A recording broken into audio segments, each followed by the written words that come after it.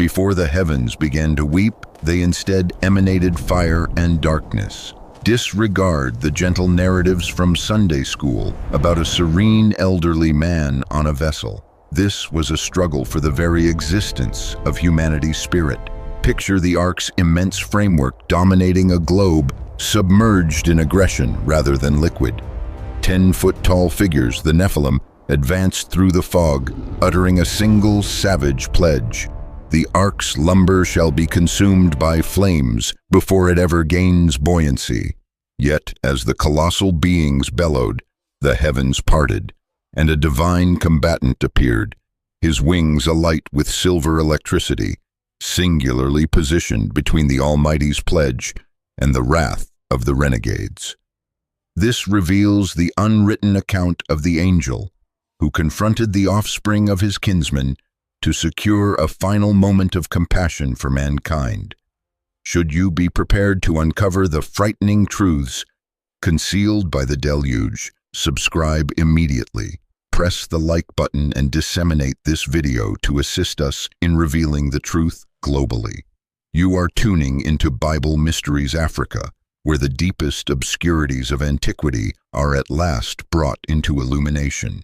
The downpour is imminent, and the conflict has just commenced. Fellow believers in Christ, welcome to Bible Mysteries Africa.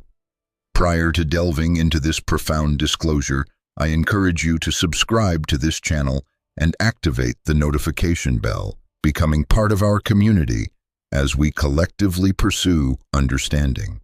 Remember to like and distribute this video to anyone needing encouragement presently, as what I am about to impart will transform your perspective on the struggles within your personal existence. Have you questioned why adversaries contend so fiercely with you just as you approach a pivotal success? Has it ever seemed as though the prominent forces of this world are advancing toward your home precisely when you've begun to heed God's directive? Pay close attention. Before a single raindrop graced the Earth's surface, the world was already submerged in an overwhelming tide of depravity and bloodshed. Furthermore, a clandestine war occurred, one that historical records attempted to obliterate.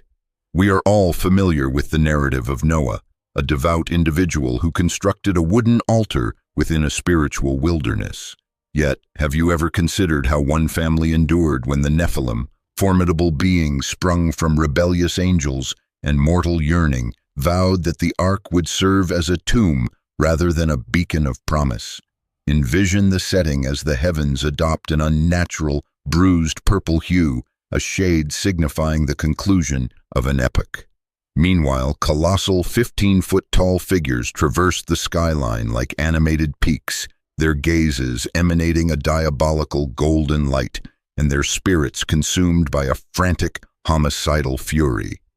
These were the descendants of the Watchers, entities made of rock and tempest, who had subjugated mankind and transformed the planet into an arena of carnage. And now they advanced to incinerate the ark, understanding that if that vessel remained buoyant, their tyrannical dominion would cease. However, precisely as the colossal beings arrived at the boundary of Noah's project, and just as their bellowing started to destabilize the very groundwork of the incomplete ark, the skies tore apart, not with precipitation, but with a radiance so pristine it rendered the malevolent sightless. A lone angel, glowing like a fading star and consumed by a grief profound enough to dissolve mountains, descended from the Almighty's throne to intercede, dispatched not to obliterate the giants as their reckoning was ordained for the waters, but to safeguard the covenant and guarantee that humanity's lineage would persist until God's compassion could manifest. This recounts the tale of the protector positioned between divine forbearance and the wrath of the renegades, a narrative demonstrating that when engaged in God's service, the celestial realm will assign a champion to guard your entrances, whom no immense burden of debt, no profound illness, and no widespread corruption can ever conquer. Prior to the globe's immersion in liquid, it was engulfed in aggression. The heavens retained their azure brilliance, and the sun continued to glow with golden intensity. Nevertheless, the tranquility of Eden had become a remote recollection, for humanity no longer cultivated the land with thankfulness, but instead seized possessions through coercion, subjugated by the Nephilim, who appeared as aesthetically pleasing, astute, and potent deliverers to the vulnerable, until such reverence evolved into a bondage that exploited the efforts of all individuals. These colossal beings exacted homage, etching their designations into the mountains themselves and erecting shrines to their own arrogance. And once they had depleted the planet's provisions, the Book of Enoch informs us, they resorted to consuming flesh, devouring animals, fowl, and ultimately the very individuals who had previously revered them as deities. Their appetite was insatiable and their might was unbridled. And for countless generations, the angels who had maintained their loyalty in the celestial realm observed in somber stillness, recalling when their brethren, the Watchers, descended amidst flames and gloom to violate the sacred demarcation between the divine and the terrestrial. They recalled the Almighty's voice reverberating among the stars, proclaiming that his handiwork had been defiled. Still, even amidst his suffering, the Most High exercised patience. For, as is understood in Africa, compassion invariably precedes decisive judgment. However, even clemency possesses boundaries. When waterways flowed crimson with gore and the atmosphere bore the stench of cinders, when Noah entered this perishing world, he stood as humanity's final virtuous individual, a man who garnered divine approval and was instructed to construct an unprecedented vessel of deliverance. Thus, for a century, piece by piece and strike by strike, Noah demonstrated his obedience while the world derided him, particularly the Nephilim who convened on mountaintops to ridicule the naive man constructing a shelter for precipitation that had never materialized. However, as the 100 years concluded, and the clouds became more ominous and dense than human hearts, that merriment gradually gave way to a cold, unsettling dread, as the breezes conveyed a divine premonition of finality, and the celestial bodies themselves appeared to dim in expectation of the approaching fury. The colossal beings, despite their might, sensed an immense and irresistible power advancing in their direction. They understood that the ark represented not merely a vessel, but a tribunal of judgment, prompting their eldest, the final monarch of Bashan, to convene a grand assembly beneath the shade of Mount Hermon, where they swore an allegiance to slay Noah and demolish the ark before any rain could reach the earth.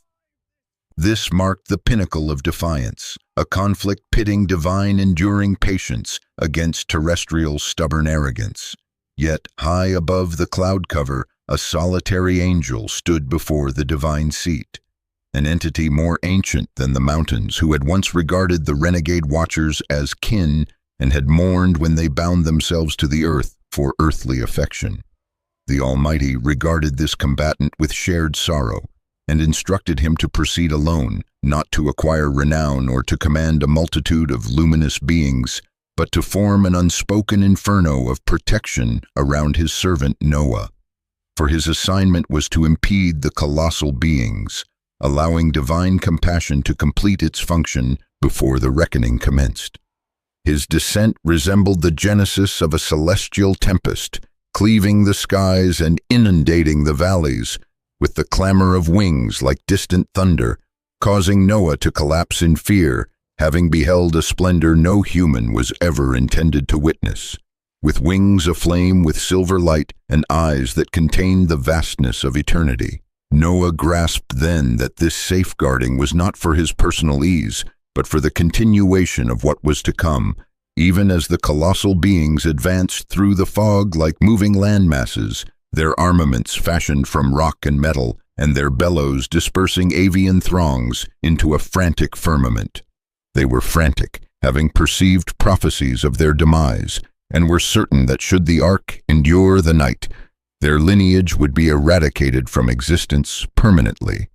However, amidst a sudden and dreadful hush, They halted, observing a solitary figure blocking their way, luminous and resolute, his wings extended so broadly they cast a shadow over the entire valley. The angel gazed at the Nephilim, the sorrowful offspring of his renegade brethren, and softly uttered music, a mournful cry that resonated within the souls of all who perceived it. How deeply you have descended. Arrogance acts as an obscuring force. Then Og, the colossal ruler, advanced, his voice rumbling like an imploding peak, deriding the Almighty's envoy by labeling him a celestial servant and interrogating, "Why would a slave of heaven protect worms of the earth instead of his own blood?" The angel's unwavering stare persisted like the morning star, music, and with a voice that bore the intensity of myriad tempests, yet maintained the serenity of a supplication, he declared, "I stand here because mercy still lives, and heaven has not forgotten how to love the broken." As the colossal being snarled in wrath, the initial impact was delivered. A massive tree ripped from the ground was brandished like a cudgel against a barrier of divine luminescence. Thus commenced the pre-deluge conflict, demonstrating to all creation that when the Almighty establishes a boundary, not even the most formidable infernal titans can transgress it. And precisely as that angel championed Noah, Bible Mysteries Africa exists to affirm that God stands with you presently.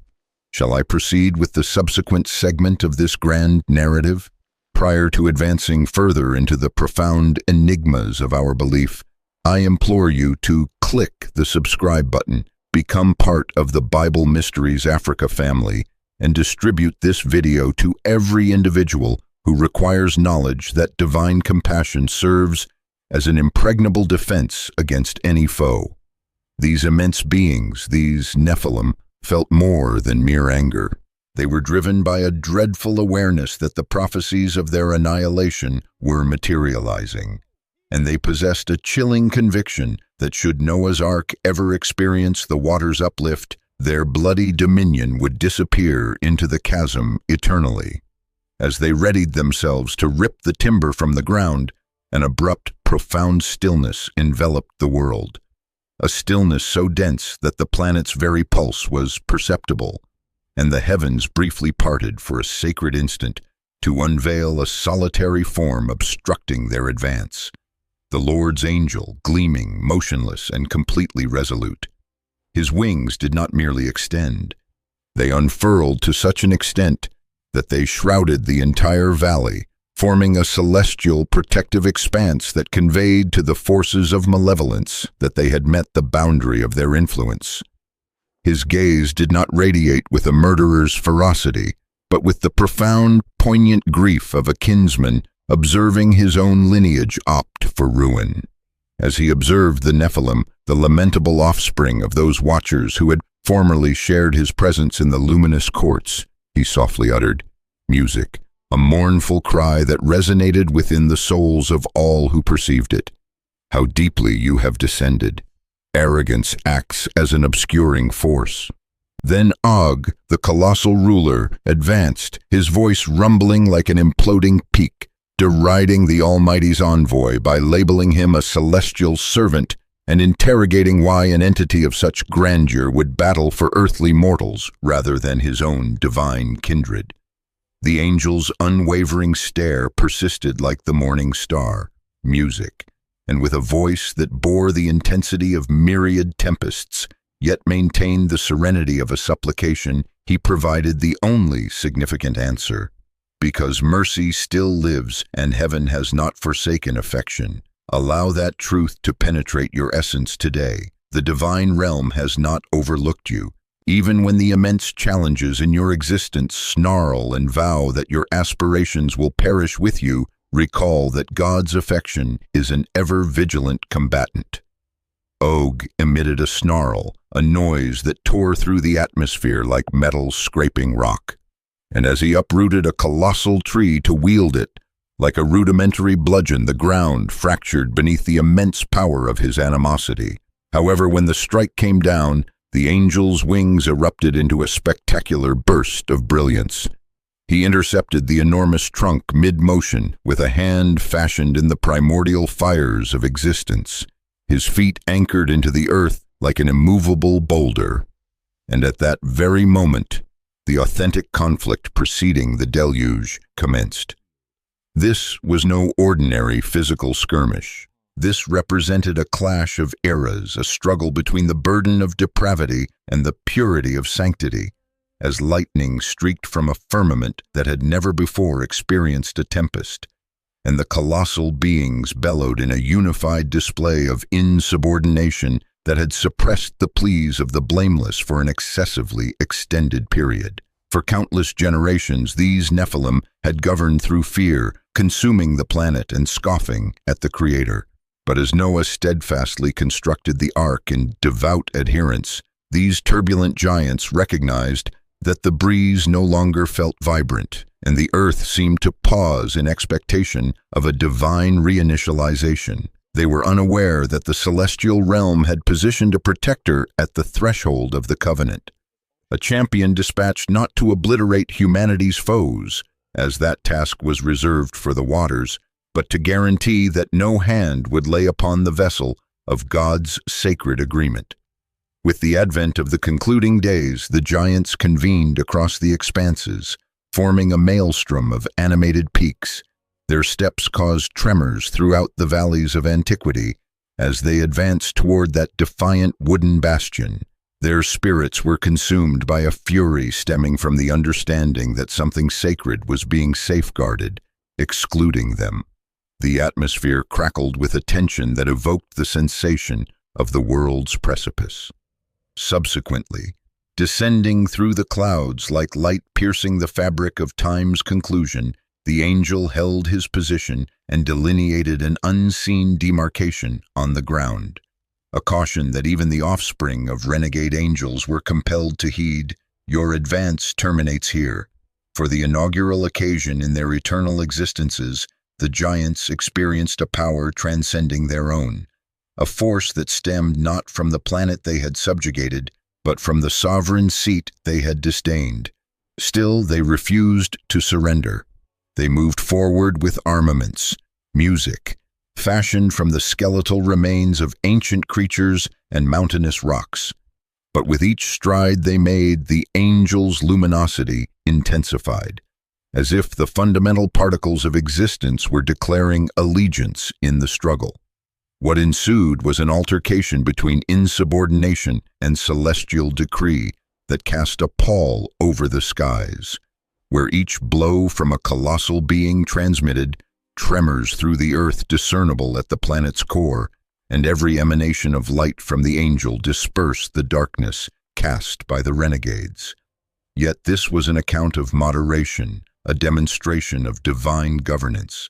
Since the angel's directive was to safeguard, not to slay, he curtailed his might music, even as he deployed it, rendering the confrontation a sacred trial of devotion and compliance. The colossal beings battled with a rage capable of rending the terrain, yet the ark remained inviolate, a confirmation that when the Almighty is your designer and guardian, no hostile implement fashioned against you will succeed. When the ground ultimately convulsed and the mountains fractured, it was not the angel's blade that concluded the struggle, but the manifestation of divine retribution itself. The tempest amassed behind him, resembling a barrier of holy conflagration, and as the initial raindrop descended like a tear onto the arid soil, the angel understood his assignment was fulfilled. The ark remained upright, Noah's household was secure, and the sacred agreement was intact. The conflict concluded not with a triumphant cry, but with an eerie stillness, as the colossal beings who had challenged the skies now retreated in fear from the surging waters, their bellows diminishing beneath the overwhelming sound of the descending firmament. The angel, the final illumination above a perishing world, unfurled his wings and ascended into the tempest, observing as the waters engulfed the depravity of music, humanity and rebellious angels equally mourning the cost of deliverance. For 40 days and 40 nights he persisted as an unspoken sentinel above the turmoil, witnessing the ark navigate like a marvel through the escalating depths, sustained not by the currents but by the very divine favor he had striven to preserve. He observed the valleys vanish, the mountains consumed, and humanity's essence, music, swept away like particles. And amidst that sorrowful observation, he comprehended the profound significance of compliance. It entails enduring the grief of what must be forfeited so that the divine pledge may endure. Even currently, as life's challenges accumulate around you, recognize that the very God who maintained the ark's buoyancy safeguards you now, because where a void exists, there is room for a fresh commencement, and wherever a deluge occurs, the promise of the rainbow arises. Remain resilient, maintain your faith, and focus your gaze upon the illumination. For Bible Mysteries Africa will consistently present you with the verity of the Scripture. With a profound sadness he witnessed as whole valleys, previously teeming with vitality and the vibrancy of societies, gradually vanished under the unstoppable, ascending deluge. Peaks that formerly reached the clouds, serving as grand guardians of the ancient era, were engulfed by colossal waves that exhibited no favoritism. The urgent shrieks of animals, the panicked murmurs of individuals clinging to their last instants, and the reverberations of former merriment that once pervaded the earth were all quelled sequentially beneath the overwhelming, pulsating clamor of the abyss. The angel witnessed creation's true aspect once compassion receded, leaving naught but the frigid azure expanse of retribution. It was not retribution that permeated the heavens during those somber times. It was a deep, universal lamentation.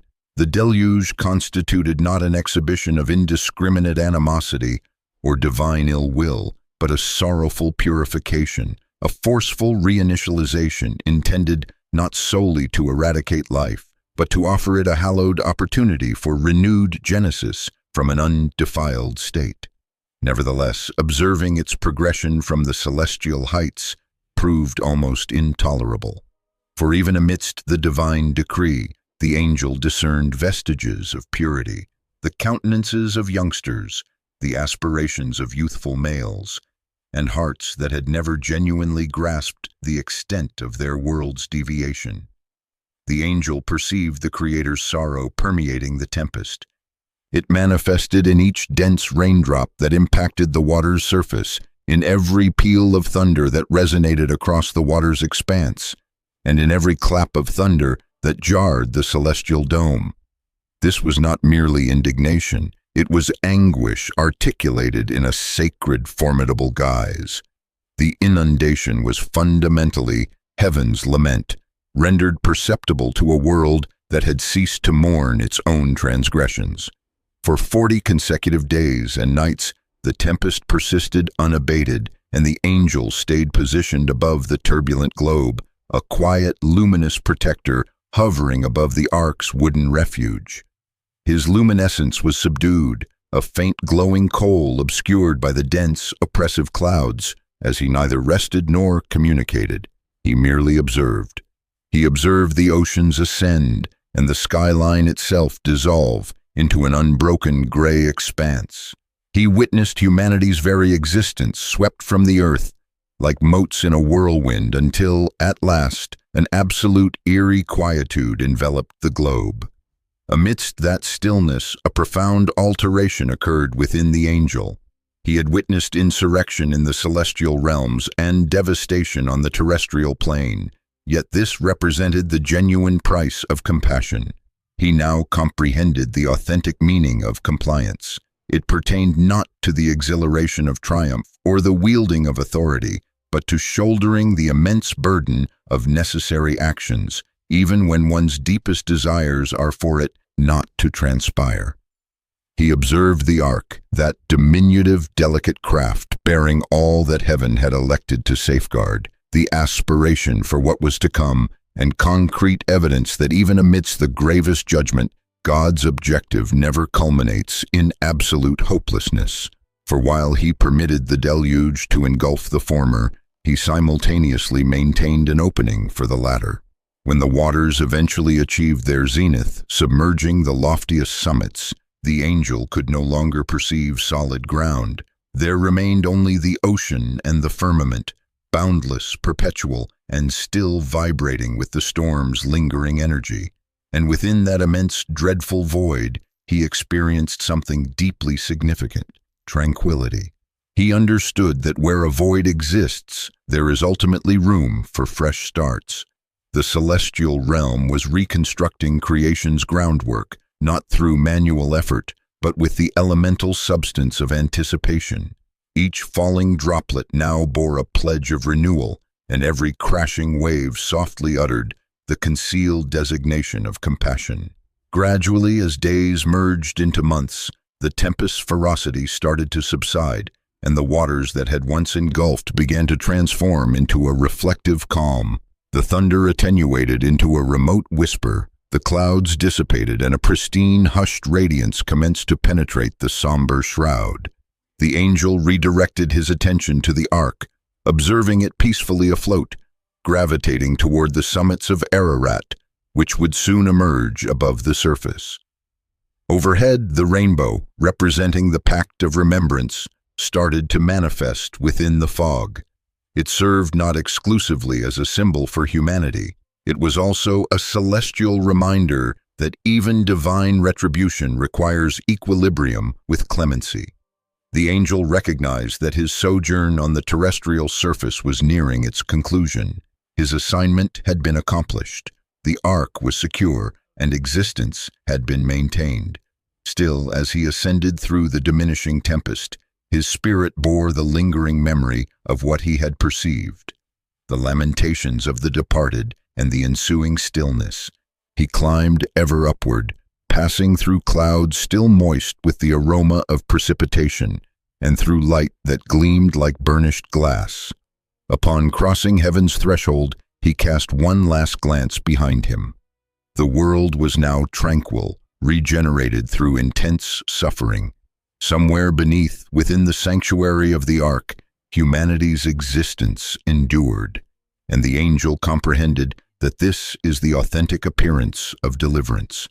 It is perpetually accompanied by grief and always bears a price, yet it is fashioned by both compassion and righteousness, music interwoven.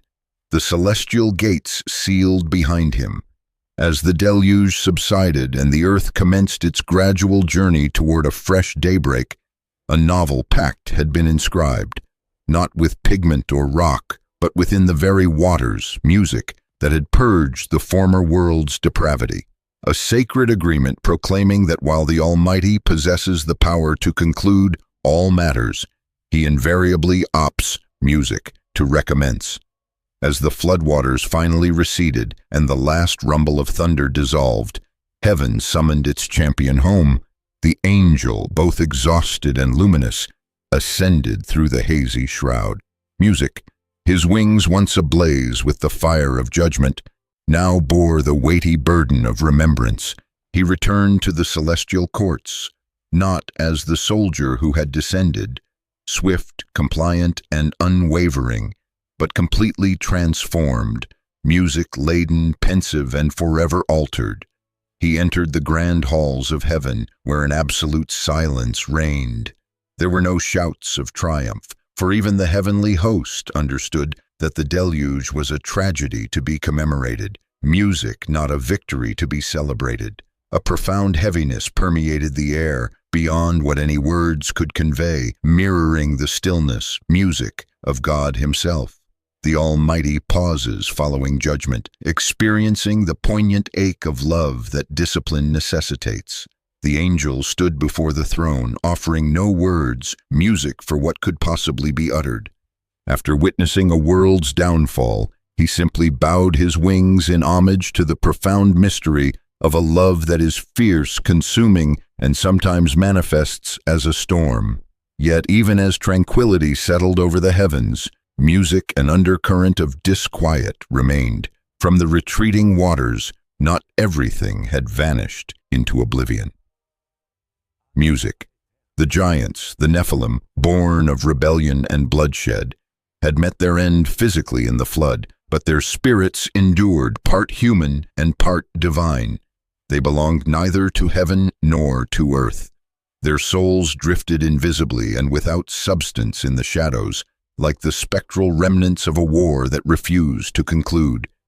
They became elusive whispers on the wind, spirits without music, peace, haunting the fringes of the new creation. The angel, despite being home, felt this stark truth burning within him. He had safeguarded the ark, yet the essence of the ancient curse persisted. He then understood that his mission was not, in fact, complete, for evil does not cease to exist simply by being destroyed. It only ends when it is comprehended and ultimately supplanted by a music greater light. As he stood in the brilliant expanse, looking down at the ark resting on the mountain, he witnessed the first rays of sunlight gracing the damp earth and saw something emerge from that glow: hope.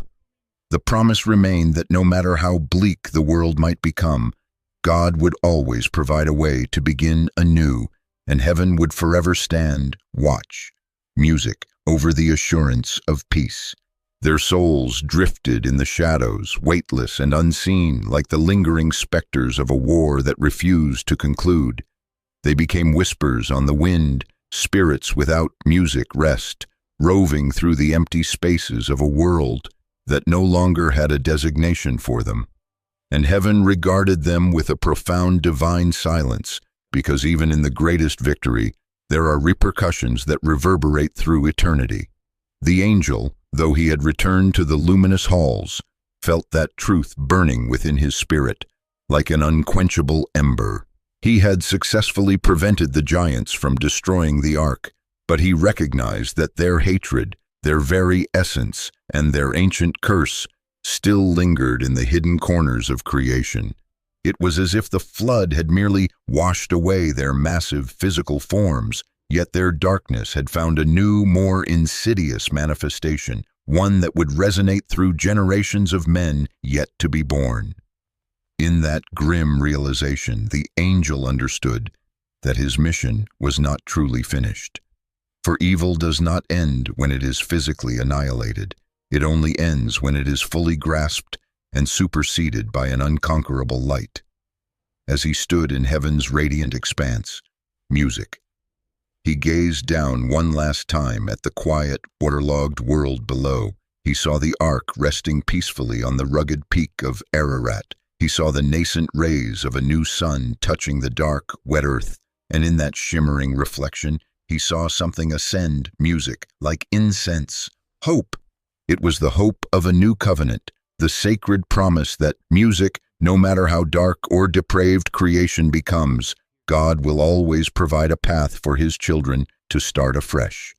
And so the angel finally turned away, ascending higher into the very heart of heaven, where light merges with eternity. He carried no sword now, no shield, only the heavy, precious burden of memory. He carried the memory of a world once judged, music, and now redeemed, and the memory of a conflict that had cost heaven its own tears. In that silent ascent, one truth reverberated throughout the celestial realms, a truth not proclaimed in triumph, but whispered in reverence. Divine mercy often resembles war, but it is always, always born of love. When the waters at last receded and the ark settled, heaven was hushed, but the earth was not. Music. In the deep shadows of the mountains and the ancient valleys where the flood had once raged with unholy fury, music something stirred at.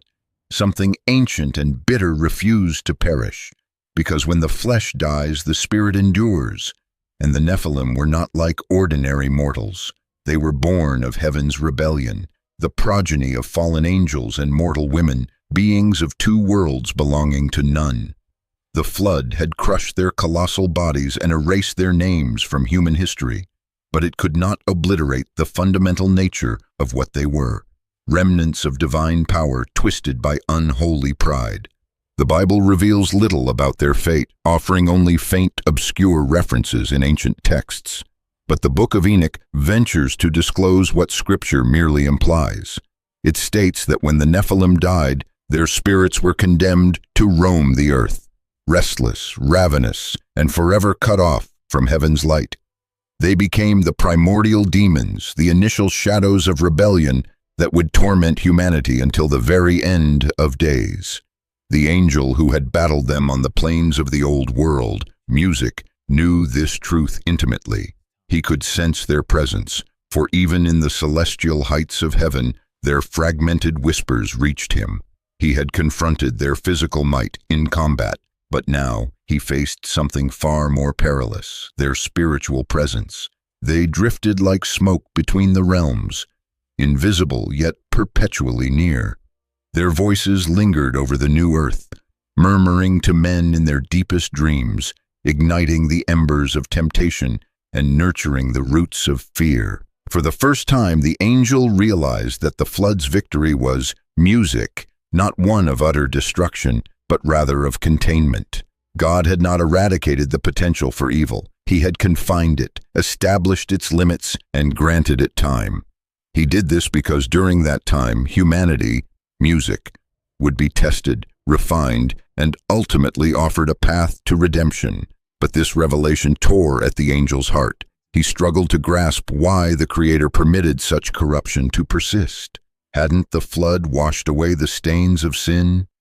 Music, hadn't heaven cleansed the earth with the force of justice? Yet now, observing Noah's descendants, he saw it clearly. Evil is not something that simply dies in a deluge of water. It is music, something that resides in the power of choice. The spirits of the Nephilim became the shadows that tracked mankind, lurking in the silence.